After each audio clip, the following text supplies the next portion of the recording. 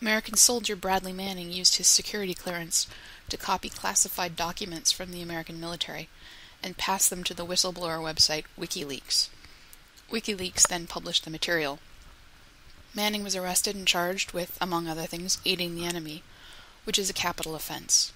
His treatment in American prison has been called torture and inhuman by the UN Special Rapporteur on Torture. From Wired.com. Bradley Manning has gained another set of champions to his dilemma. Anonymous has promised to avenge Manning and wage a media war with the U.S. military. March 2012.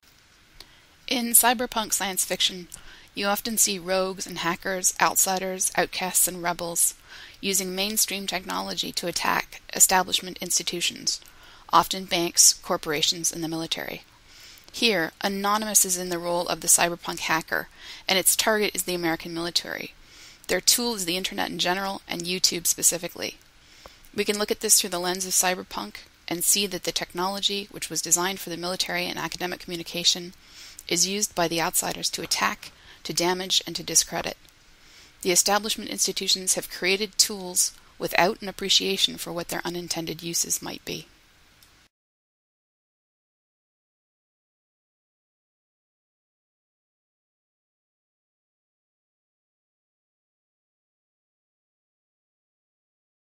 Thus, I see cyberpunk as participating in the critique of contemporary information age culture, providing concrete examples of the risks inherent to life in the information age.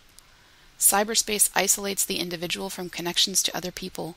Repressing or denying the body with technology does not sever the connection between body and subject, and the social world is distorted if our understanding of it is based solely on what is perceived through information technology. The world as it appears in cyberspace is not the complete social world, and cyberpunk cannot offer us a complete cognitive map to this social world.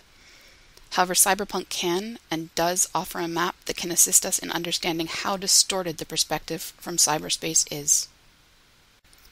These are residents of a virtual world, at a memorial concert for an artist who passed away.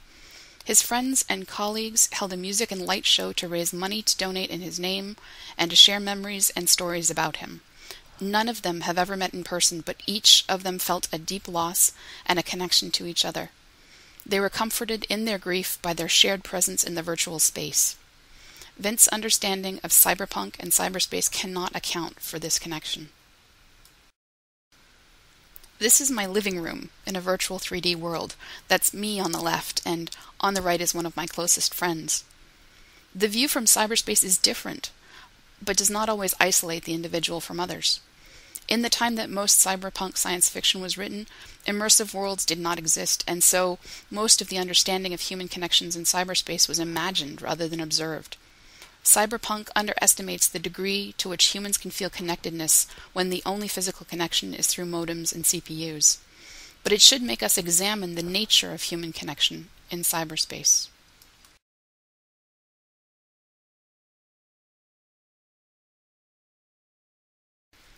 Alexa.com lists Google.com as the second most visited web page on the Internet. It's number 1 in the United States.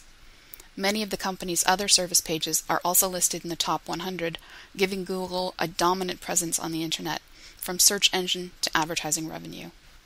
W3Schools.com lists Google's Chrome web browser as being the most popular, with over 44% of the market.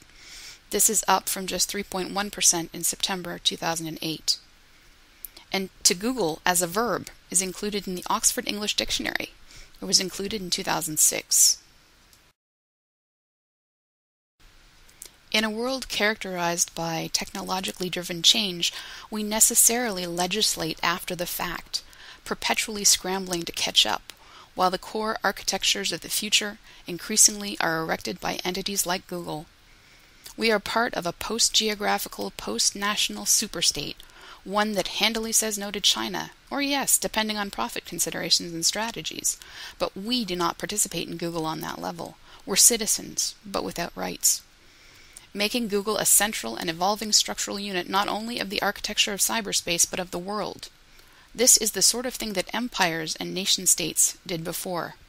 William Gibson. In this article, Sherry Davidoff checked with Google about what data state governments in the U.S.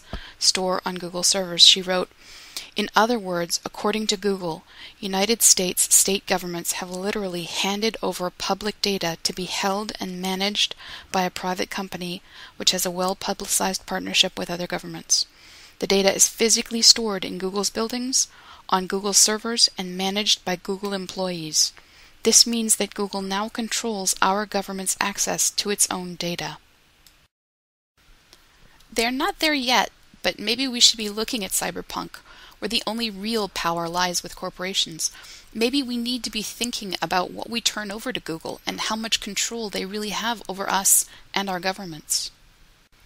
Cyberpunk is fiction, but it reflected concerns about the human relationship to technology.